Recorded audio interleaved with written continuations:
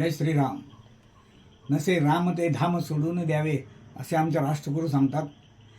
या श्रीरामांच्या प्रतिष्ठापनेशिवाय जवळजवळ 700 वर्ष आम्हाला काढायला लागल्यापासून आम्ही घालवली. आणि मोदींनी जेव्हा याची 22 जानेवारीला प्रतिष्ठापना केली त्यावेळी आमच्या या सर्व भारतीयांच्या काय जगातल्या सर्व विश्वाची यावेळी समाधान झालं.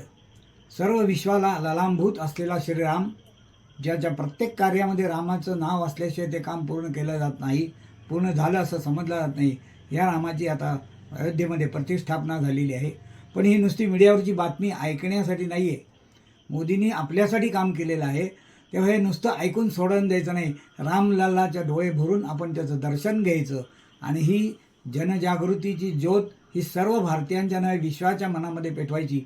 कारण श्रीरामाने मानवी मनुष्याच्या सर्व मर्यादा सांभाळून मानवी देहात राहून सर्व जबाबदाऱ्यामधून सुद्धा ईश्वरी कार्य कसं करता येतं आणि सर्व जगामध्ये आपल्याला एक नेतृत्व कसं स्थापित करता येतं, विजयीपणा कसा प्राप्त करता येतो हे दाखवण्यासाठी त्यांचं सगळं आयुष्य आपल्यासमोर उभं आहे. तेव्हा ह्या रामलल्लाच्या दर्शनाला आपण जाणं तेवढंच आवश्यक आहे. म्हणून मी पूर्वीचं गंधवार्ता, आताचा आदित्री टूर्स, प्रकाश शास्त्री लिमे आणि सौ छाया लिमे यांनी या ठिकाणी दरमहा एक सहल घेऊन जायची असं ठरवलं आहे. या सहलीमध्ये आपण अवश्य सहभागी व्हा.